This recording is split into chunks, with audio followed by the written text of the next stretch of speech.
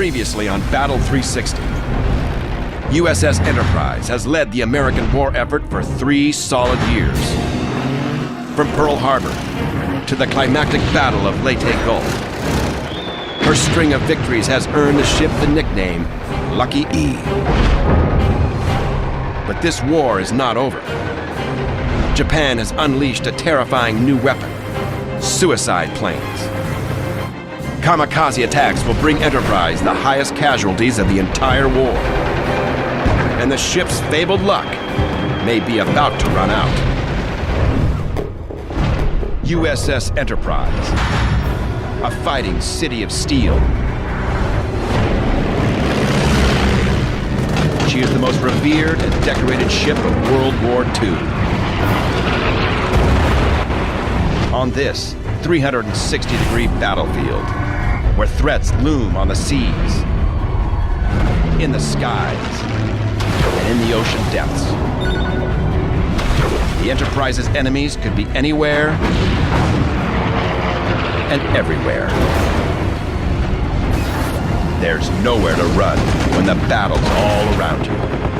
Battle 360, USS Enterprise, the Empire's last stand.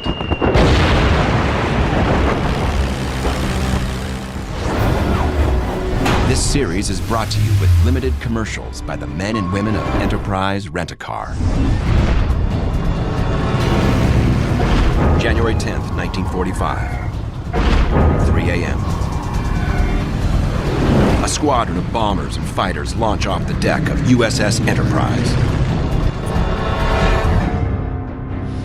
Commander Bill Martin asks the flyers of Enterprise to take on one of the most dangerous operations of the war. No one turns him down.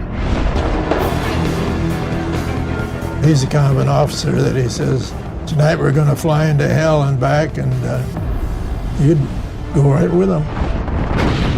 For 3 solid years, USS Enterprise has been leading America's war in the Pacific. No other ship has seen so much combat. No other vessel has won so many victories.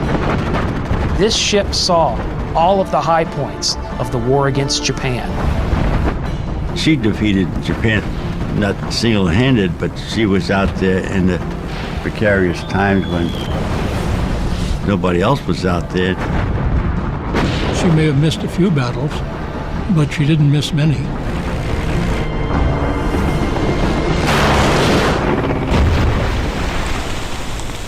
Now, 3 years after Pearl Harbor, Enterprise unleashes a new strategy against the Japanese Empire. Night air attacks.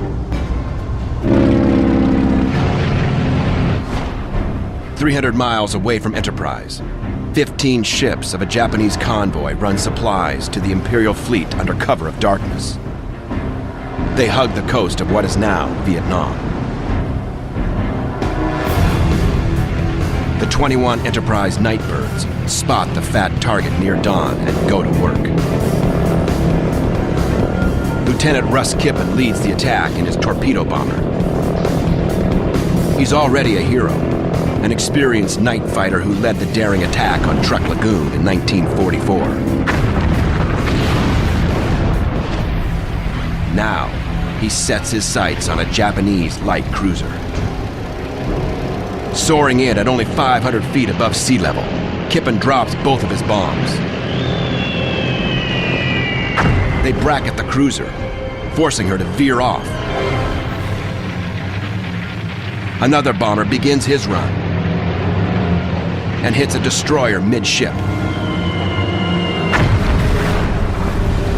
At the same time, Hellcat fighters tear up the decks of the ships with machine gun fire. The Hellcats have a new weapon in their arsenal: high-velocity rockets. Each fighter can fire off 6 rockets so powerful, they gain the nickname Holy Moses. They travel at over 1,300 feet per second, with a range of over 6,000 feet, and an explosive warhead that can penetrate armor.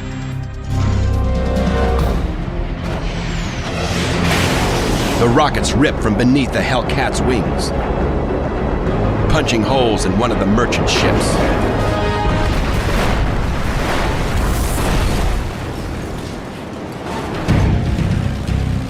When the Enterprise bombers break off the attack near dawn, 3 ships are sunk.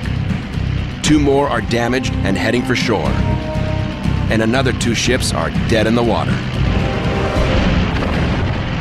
It's been a good night. This is the new face of warfare.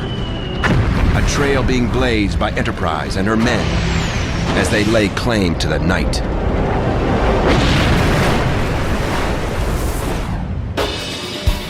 Two weeks before, Enterprise steamed out of Pearl Harbor on Christmas Eve. She had undergone some major renovations, including new landing lights and new planes, each equipped with the newest radar technology. Radar already allows ships to see incoming threats. But more importantly, the aircraft-mounted radar gives the Allied forces a new tactical advantage: flying at night. In addition to new technology, now Enterprise also has a new designation. She was once CV-6. Now she is CVN-6. The N stood for night operations, so she becomes the first and only night operating carrier.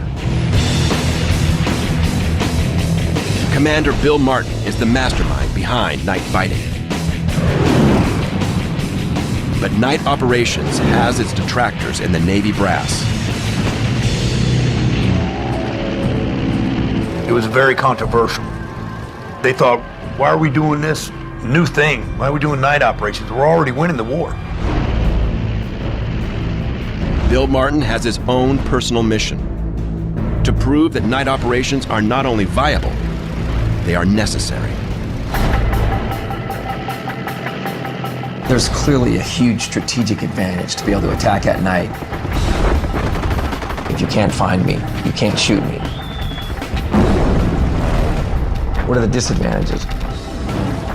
Well, now your pilots have to fly a night mission, which is high stress physiologically, and then come back and land on a carrier at night. That's not easy.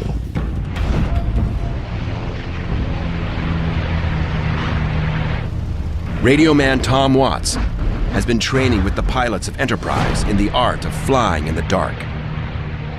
Planes are all blacked out.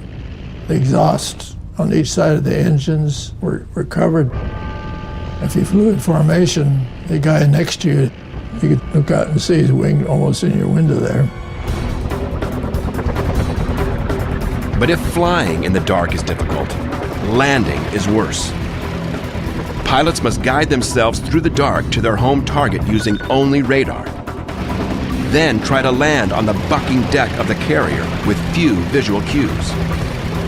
All they had for night landing was a little string of lights up the center of the flight deck. It's a tough job in the daytime, but at nighttime it's really rough.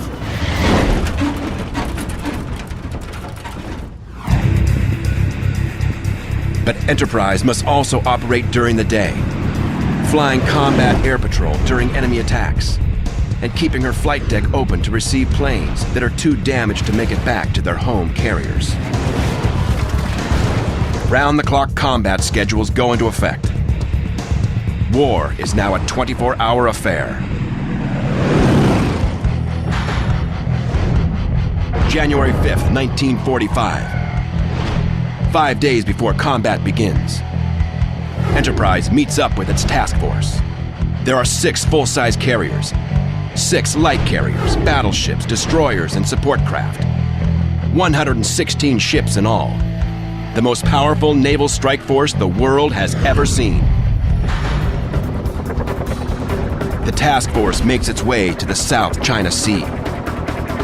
It is the first time that Allied forces have entered the Japanese-controlled sea since the war began.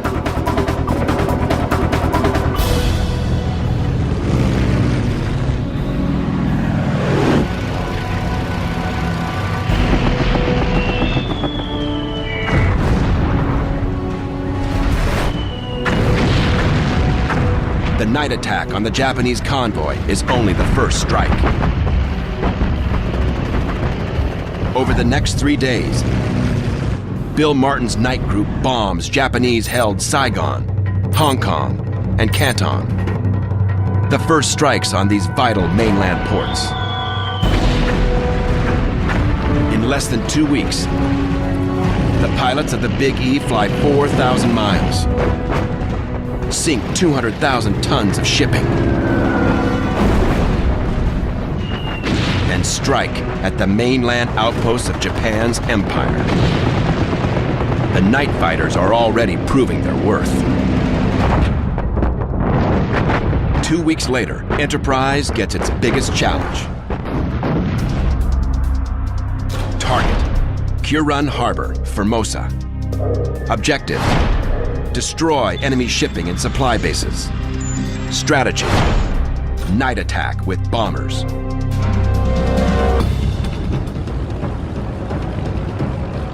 January 22nd, 2 a.m. 7 TBM Avengers launch into the night. Each carries 2 500-pound bombs, 6 5-inch rockets, 1 pilot, 1 electronics officer, and 1 radar operator. It's not an easy position. We had to navigate where we wanted to go, plus use radar, plus drop bombs, plus drop flares. Bill Martin personally leads 3 planes in the Formosa strike. The other section is led, once again, by Lieutenant Russ Kippen. They fly due west for 212 miles, then northwest for another 100 miles, until they reach the island of Formosa. The radar man picks up the pattern of Huron Harbor on the radar scopes at 4:30 a.m. The attack begins. The TBM's targets are the outer and inner harbors, fat with supply ships. Land-based targets are vital oil tanks and a small arms factory. But those who fly by radar can die by radar. Japanese radar picks up the incoming attackers, and anti-aircraft fills the sky.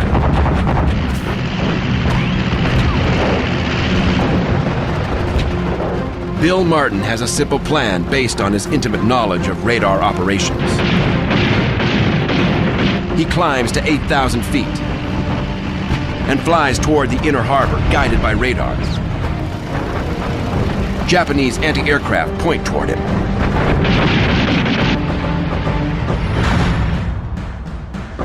What the enemy doesn't know is that Russ Kippen is flying 8,000 feet directly below him, so that both planes show up as a single blip on the Japanese radar.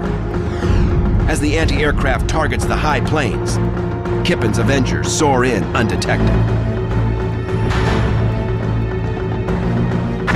The flight group makes 3 runs using the same technique, dropping their bombs on tankers and warehouses. One Avenger unleashes its rockets on a small arms factory.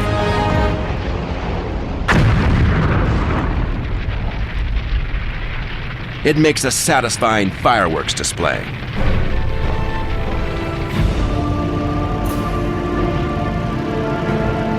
But as the flight group veers back home, 3 planes are unaccounted for. Last I heard of Kippen, he said that searchlights were bothering him. Then he didn't hear anything more about him. Commander Martin tried to call Kippen, and no answer, so eventually he had to come back by himself. They've lost 3 planes, so that was a big blow to our squadron.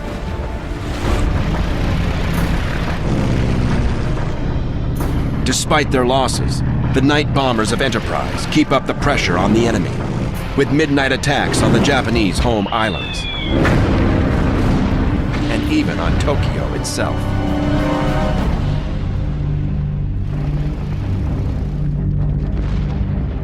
And now that the Japanese know they can be hit, they become more ferocious in their defenses and more desperate in their attacks.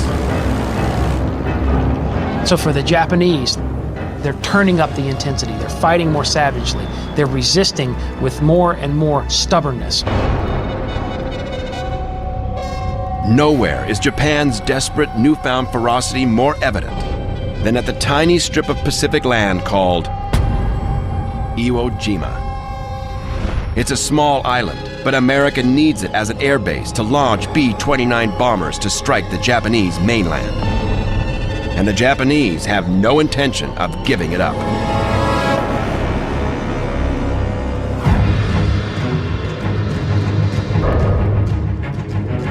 On February 19th, the U.S. invasion of Iwo Jima begins.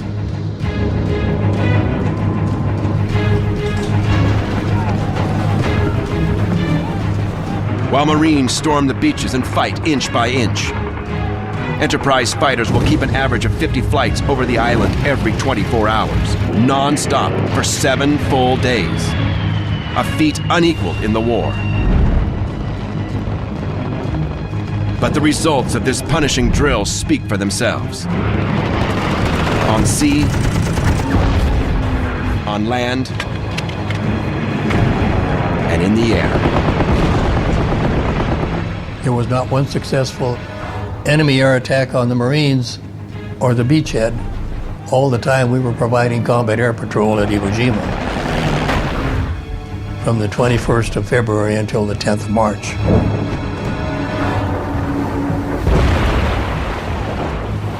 The iconic flag raising actually signals the beginning of the Iwo invasion, not the end. But it's a signal that the Enterprise and her pilots can leave the battle area for a much-needed rest. It will not be a long one.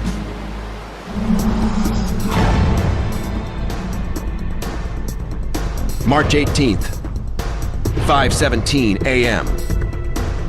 Enterprise floats near Iwo Jima as the first flights return from their night bombing raids. Enterprise radar spots a formation of aircraft 75 miles away and closing fast. But they can't tell if the planes are friend or foe. At 7:30 a.m., the men of Enterprise see the formation themselves. It looks like an American squadron. A single plane breaks away from the group 500 feet above sea level and begins a shallow glide toward Enterprise. We watched it coming, and she looked just like a TVF. Nobody fired at it. All we could see was the front. And she kept coming and coming and coming. But at 200 feet away, the horrifying truth hits. And suddenly we realized this wasn't a friendly airplane. And he literally was flying just a few feet above our flight deck. It's a Judy dive bomber. The Big E's 20mm guns rattle out their response. But it is too late. Only a few feet above the flight deck, the Judy opens her belly door and drops a 550-pound bomb. I thought, oh God, that's the end of us.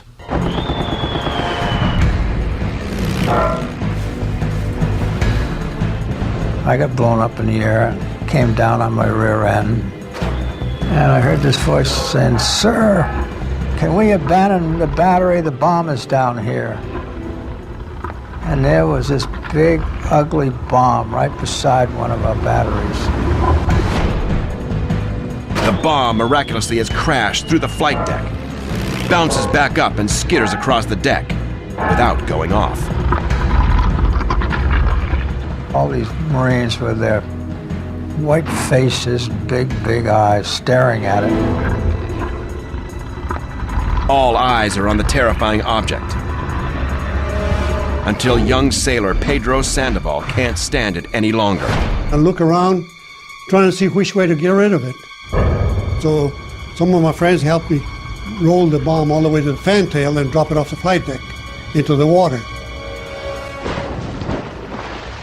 We didn't know nothing about where the bomb was armed or not. We just went out there to get rid of it. It is a direct hit at point-blank range. and it turns out to be a dud. Lucky Enterprise, once again, earns her nickname. But incredibly, the war is about to get even closer to Enterprise.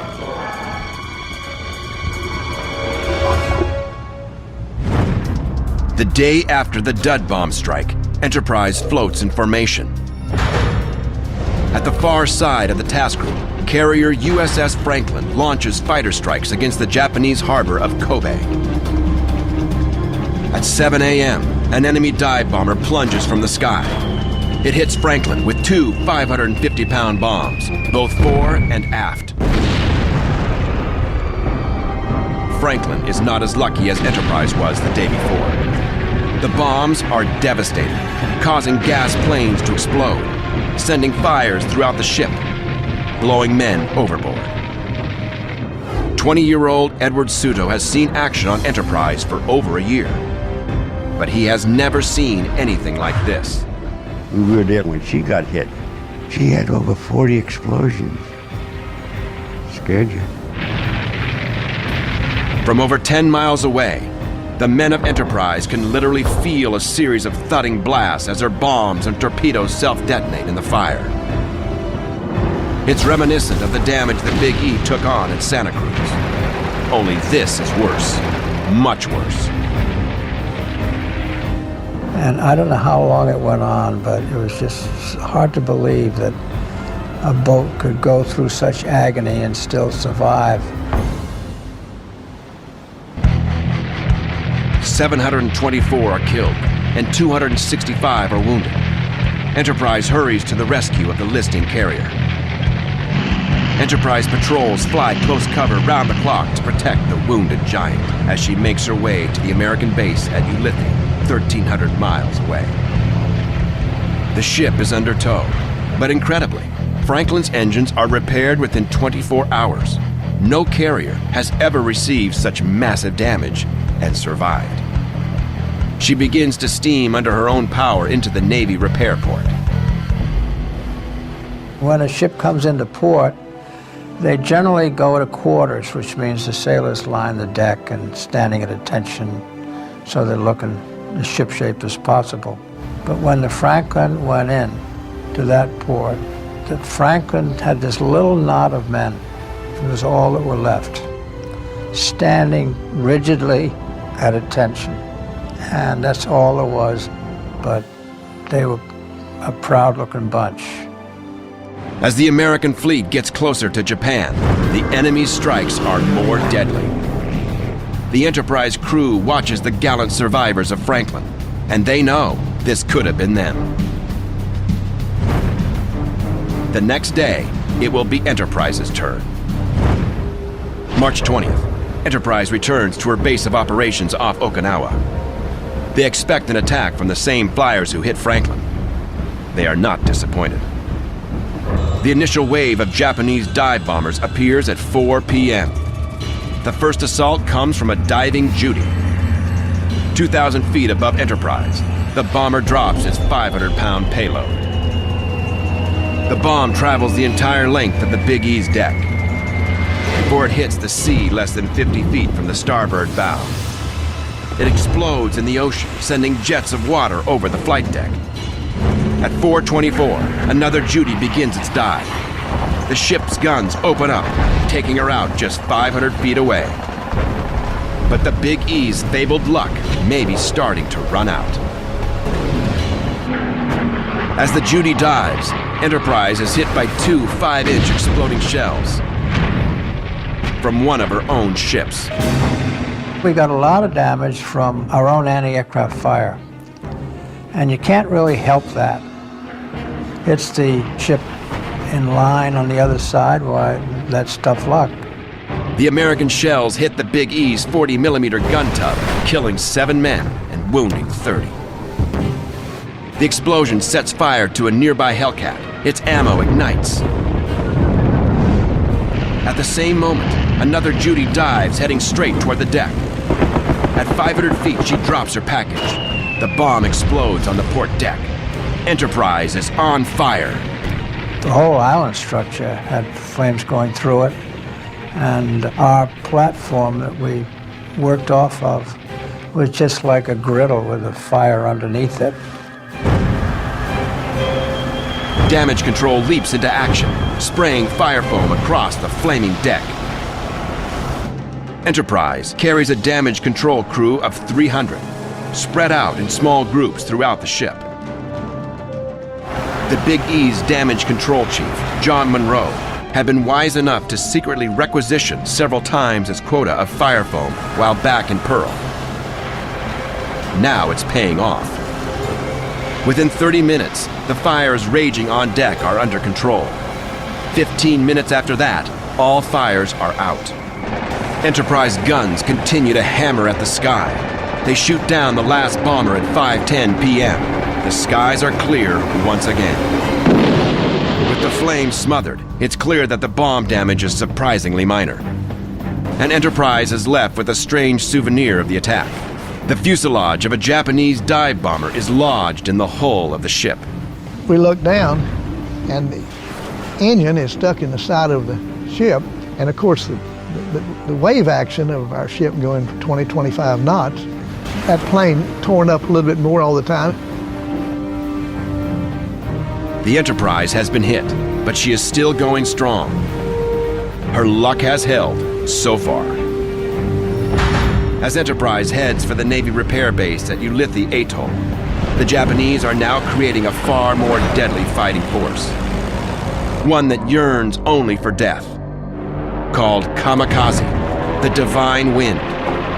They are a potent threat. The first suicide attacks back in 1942 may have been ad hoc decisions by wounded fighter pilots. But by late 1944, they have become Japanese policy.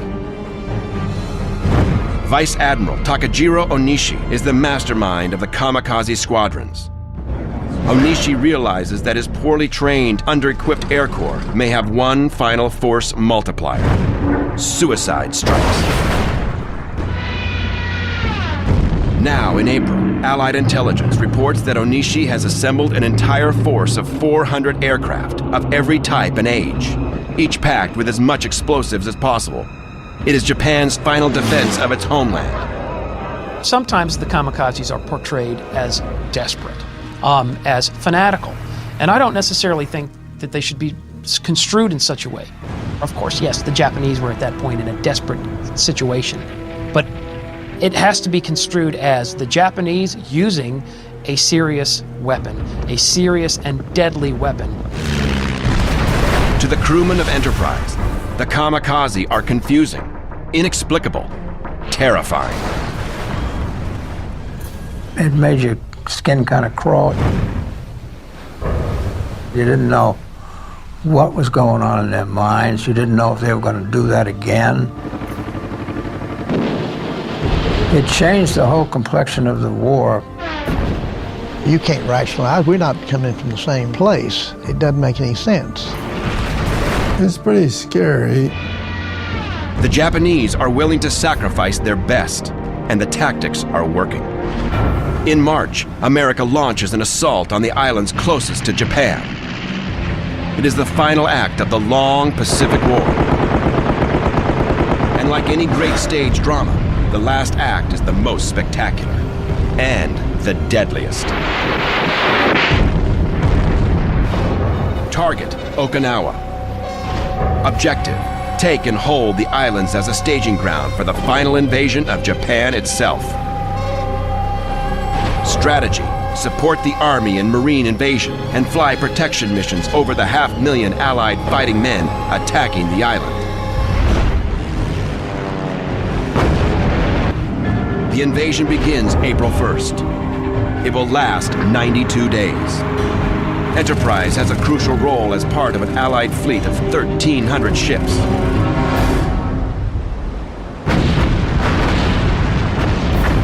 It is the largest battle of the Pacific War, an invasion bigger than Normandy.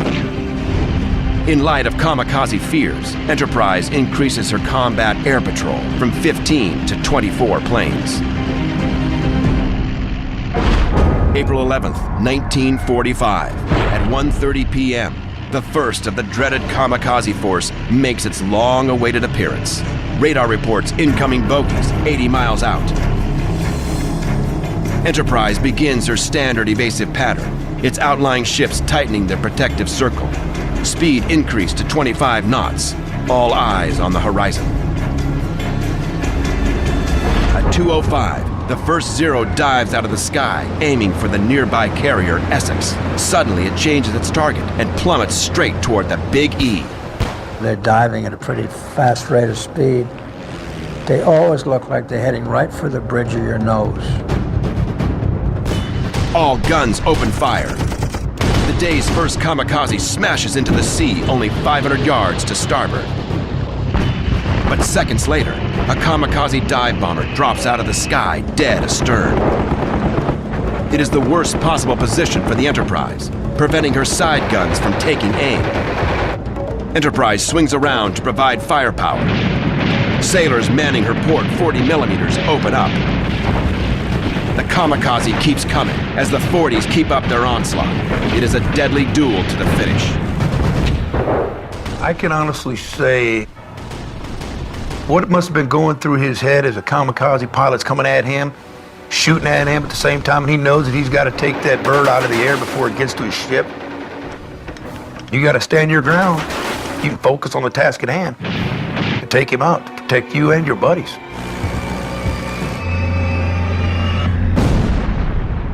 The duel ends when the bomber hits the hull at full speed.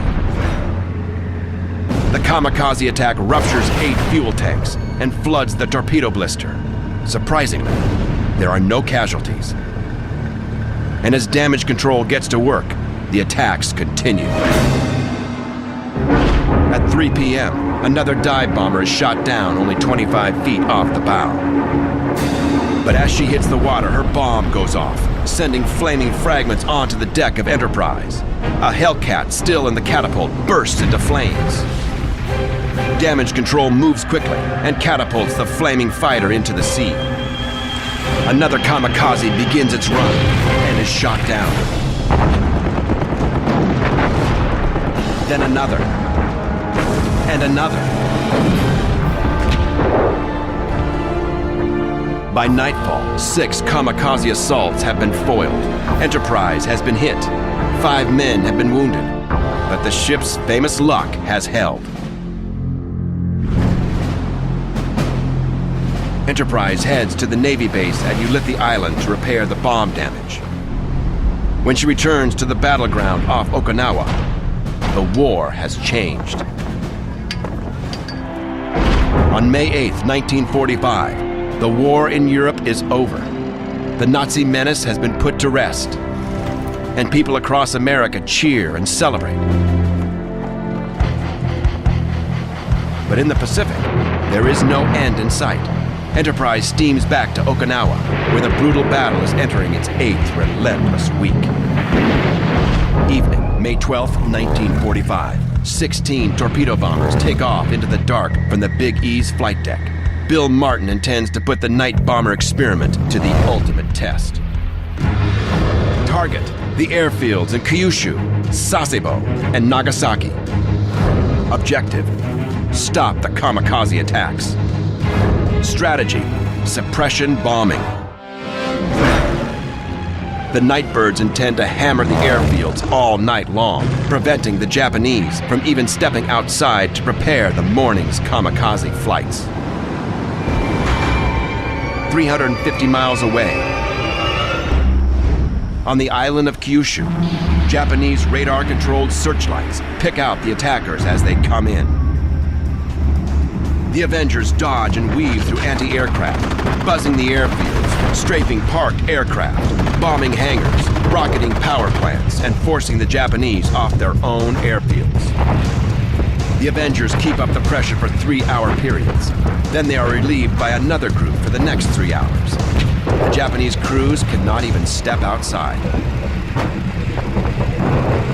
As the first light of dawn breaks on the horizon, the Avengers peel off to be replaced by the morning fighter patrol. Night bombers have a disadvantage. In the dark, they cannot determine the actual damage they have inflicted. But above the American fleet anchored off the coast of Okinawa, the results are clear by midday. Not a single Japanese plane is seen in the sky. Not a single attack on any American ship in the task force for the entire day. And that proved why our night operations were so valuable. Throughout the night, we scraped and hammered the Japanese airfields. So the very next day, there was not one single Japanese airplane that even got into flight and attacked one of our ships. Bill Martin has proven the deadly effectiveness of radar-guided night operations. Martin's night operations experiment has worked. 2 days later, the exhausted night patrols land aboard Enterprise after another successful raid on the home islands. It is 5:30 a.m., May 14th. For the round-the-clock warriors of the Big E, the day is just beginning. We'd come back in about 5:30 and about 6 o'clock or so, we'd crawl in our bunks and we'd get some sleep. And here comes the kamikazes. The 5-inch would open up, and that'd wake us up. So then we'd sit up in our bunks. Everything was quiet. Then we'd crawl back in our bunk, try to go back to sleep. At 6:10 a.m., a new set of bogies are detected by radar. 12 groups, several miles out. The Enterprise crew members prepare for another kamikaze assault. Within minutes, the first suicide plane begins its run, headed directly for the center of the Big E's deck. Enterprise's guns open up. To the crew's surprise, the kamikaze takes no defensive action and is quickly shot down. The kamikaze pilots are barely trained, raw recruits, easy prey for Enterprise's seasoned gunners. Within a half hour, 5 kamikazes are shot from the sky. But at 6:50 a.m., a single Zero begins to tail the Big E, staying out of range, darting in and out of the fat white cumulus clouds. At 6:56, as Enterprise swings around in evasive action, the Zero sees its opportunity. From dead astern, the Japanese fighter begins its dive. Enterprise keeps turning, bringing her guns into play. We whirled around one of the fighters, single plane. Boy, everybody unloaded on him. The Zero is taking lots of lead, wobbling in its advance, yet still it comes. Now the 20s are firing directly across Enterprise's decks, and it looks like the ship's luck will hold. He flew down our port side, up about 200 feet, I'd say. And I thought, you know, he's going to overshoot. Thank God he missed us. Then, to the shock of all on board, the Zero rolls left, turns upside down, and perfectly, elegantly dives straight down into the ship's #1 elevator.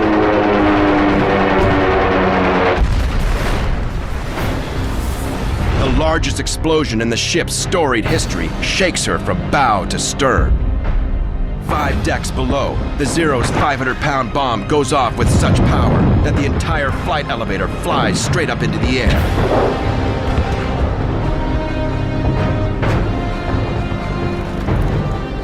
A photograph taken from the nearby USS Washington captures the astonishing moment, where the explosive power of a single kamikaze rockets a 15-ton elevator over 400 feet straight up. Started to get up. All this stuff started coming back down, pieces of flight deck and beams, and I don't know what all had been blown up in the air. It seemed like forever that it was coming down on top of us. Like a knife to the heart, Enterprise has been hit as never before. Fire fills the elevator shaft and hangars. The flight deck is blasted and buckled. The forward guns are gone. The gasoline system is destroyed. Men are blown overboard, and 2,000 tons of water begins to pour in through the wounded ship's hull. The mighty Enterprise lists 7 feet, a sitting duck for the next kamikazes.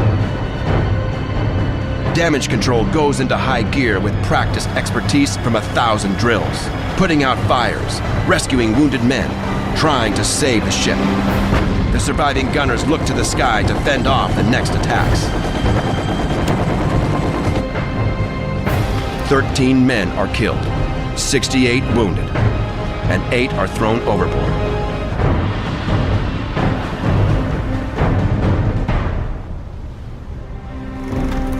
When the dust settles, so to speak, and you call off the numbers, and Walter Kyle's missing. 19-year-old Marine Walter Kyle has manned a gun on Enterprise for over a year. There is no sign of him amid the destruction. And his gun was pretty much closest to the explosion. The barrel was bent, and so on. We figured he must have gone over the side.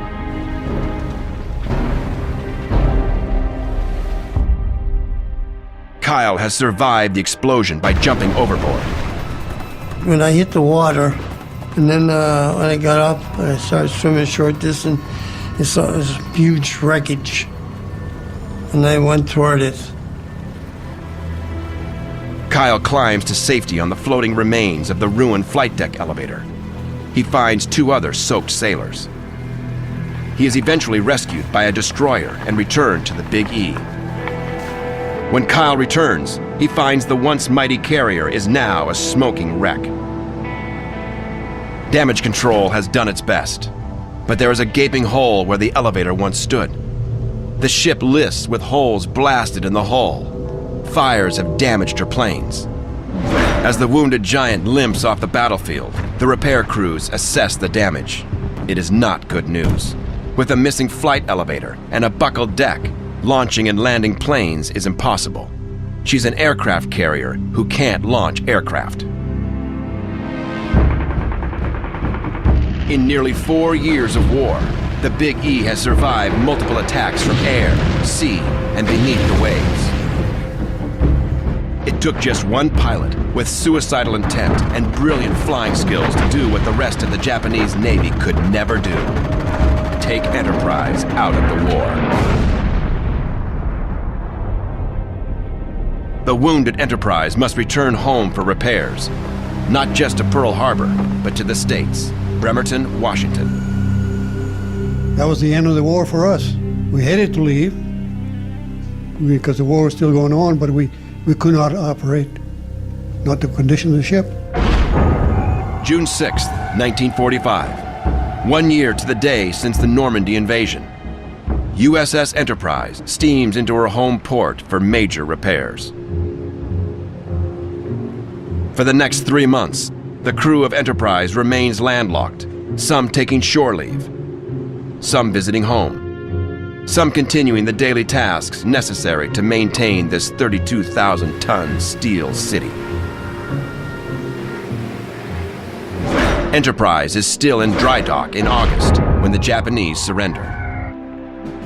Lloyd and I went into a bar in Bremerton to have a beer, and somebody came running in and said, "The war's over, the war's over." And I'll tell you, it was a great feeling. In Tokyo, representatives of the Emperor signed the unconditional surrender on the deck of the battleship Missouri. On the day of the surrender, Kamikaze Admiral Onishi writes a note of apology to the 4,000 pilots he sent to their deaths. Then he commits ritual suicide. The long war is over. The men of Enterprise breathe a sigh of relief, as does the rest of America.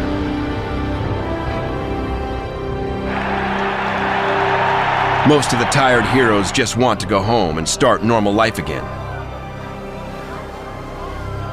Sailor Edward Sudo is caught on newsreel film.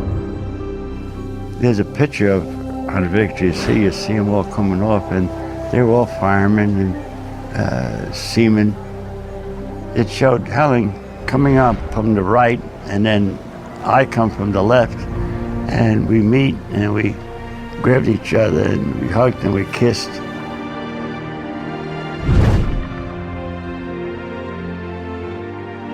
Then we walk off into the sunset. The war is over, but the carrier Enterprise is about to face her biggest challenge, and it may ultimately destroy her.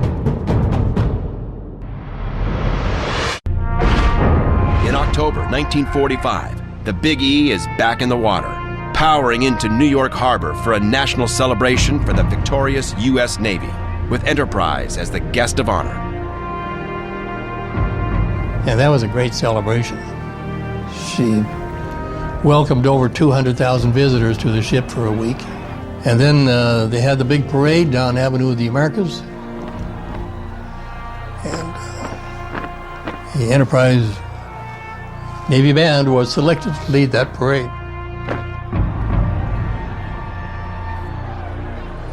Thousands of curious onlookers come aboard the legendary ship, there to read her posted scorecard. 20 service stars, one for every major battle. 911 aircraft destroyed, 71 ships sunk. The most successful and the most decorated ship up to that point in the history of the U.S. Navy. In May 1946, a year after the war is over, Enterprise is back in dry dock and in limbo. The U.S. Navy looks to the future, and the future is jets. In fact, some of the first experimental jet fighters flew combat missions in World War II. Yet the Big E's decks and structure are not large enough or strong enough to support jet warfare. She is an honored warrior whose wars are behind her. The question remains, what to do with her? The U.S. Secretary of the Navy suggests that Enterprise become a floating museum, calling her the one vessel that best symbolizes the Navy in the war. Admiral Bull Halsey leads an effort to raise money for an Enterprise museum, but it is not to be. The Big E, greatest warrior of the Pacific, is finally sold for scrap. They couldn't save it. To sell it for scrap, that hurt. I cried.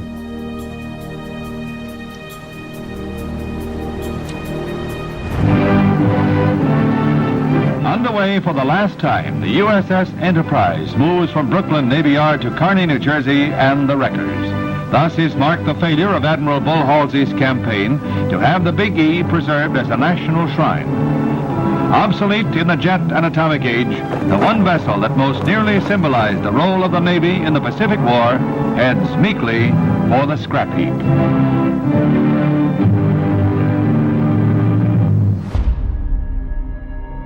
Enterprise veteran Edward Suto watches the progress of the destruction over many months as he goes to work every day at the Ford factory in New Jersey. I was watching dismantling piecemeal, and I was watching clear down to the hull, where they had everything cut away except just the bottom part of the ship. It's heart-aching. To some veterans of Enterprise, the process is a crime. To others, it is a sad inevitability. I've seen what goes on these sideshow ships, and I don't like it. It's, kids running about and screaming, selling of candy and ice cream and so on, and it all seems to me just degrading. I always felt that the Enterprise was something truly noble, a great ship, and I didn't want to see her tied up. And some say the scrapping of the Enterprise is a testimony to her own success. At the end of World War II, this country got down to the business of being in peace. That we literally beat our swords into plowshares at the end of the Second World War. That really says a lot about our history. So we may not have the USS Enterprise today that we can go visit as a floating museum. But I think even that in and of itself illustrates the transition that occurred in this country. Enterprise may be gone, but her memories live on. I still love USS Enterprise CV-6. I think the Enterprise still has a personality today. It's, of course, gone to the scrap heap many years ago, but it's still living on in the hearts and minds of so many of us folks that are still living today. Some of her valiant warriors carry a piece of Enterprise in their hearts. Some carry a piece of Enterprise elsewhere. I still got a bag full of small pieces of shrapnel. Just, that's my part of the Enterprise. I'll carry me all the rest of my life. Every time I get a chest X-ray, it lights up. Many of the men of Enterprise remained in the military. Norman Dusty Cleese, one of the heroes of Midway, went on to a long Navy career, retiring as captain. Fighter pilot Donald Flash Gordon attained the rank of captain. James Jig Dog Ramage served in Korea and Vietnam and retired as a rear admiral. And Vincent Dupois of Fighting Squadron 6 attained the rank of rear admiral, and in 1961 became the first captain of the new Enterprise, America's first nuclear-powered aircraft carrier. And even now, more than 60 years later, stories of valor from the Enterprise are still coming to light. At a reunion of Enterprise veterans in 2001, Walter Kyle finally revealed the true story of what happened on the Enterprise's last day of action, a tale he had kept secret for 6 decades. We were sitting around talking about things that happened, instances and so forth, and I or somebody said, "Walter, boy, you were lucky," and Walter, for the first time, started talking about this thing. May 14th, 1945. Walter Kyle scrambles onto floating wreckage after Enterprise has been hit, where he finds 2 soaked sailors. One of them said, there's another guy, third guy, he said, bring him over. And he said, can't. And of course I asked why. The guy said, it's hurt. Kyle swims to the rescue of the wounded man, Bob Riesland, while the floating wreckage drifts away. So the guy said, I'm wounded, I'm going to die anyway, so just go ahead and get back onto the elevator and leave me drown. And he wouldn't do that. Kyle refuses to leave the wounded sailor, staying with him for hours until they are finally rescued by a destroyer. Kyle returns to Enterprise the next day, more interested in a hot shower and hot meal than a medal. The wounded sailor recovers in Enterprise's sickbay, and Kyle tells no one about his own heroism. He never said anything about the sailor. He just said he'd been going overboard, and that's all he said. We sat there enthralled and astonished to learn what had transpired. We said, Walter, we never heard that story. Kyle's shipmates soon had a surprise in store. We went to the Marine Corps, and I think I was the only officer left at that time. So I applied for a medal. On May 15th, 2004, Walter Kyle is called down to the field during a game at Miller Stadium in Milwaukee and receives the Navy and Marine Corps Medal for his heroic self-sacrifice 6 decades earlier. No one was more surprised than Walter Kyle. I thought that was done and it was over with in its history. Because you remember, it was 59 years had passed. And it never occurred to me that they'd do anything. Enterprise's spirit lives on. The story of USS Enterprise is the story of World War II. From her actions during the first attack on Pearl Harbor,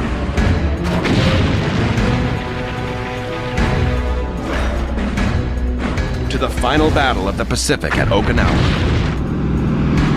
This ship was there for everything.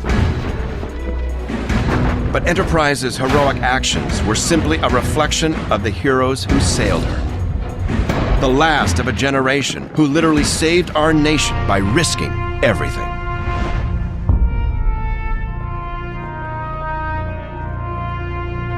I didn't see any glamour in it at all. All I saw was a lot of destruction, a lot of bad things. There's nothing glamorous about war. But this country's worth fighting for. That's why we do it.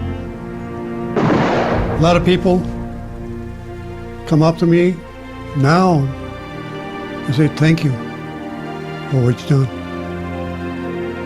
Thank you. You know, if it wasn't for those guys, we wouldn't be here. We climbed on the backs of their sacrifice. Their history is my tradition. And without the sacrifices that they made, I wouldn't even be here to fight. USS Enterprise was one of the greatest weapons in the arsenal of democracy. A fierce and deadly machine whose purpose was to win a devastating war. But to her men, the Big E was less of a weapon than a home.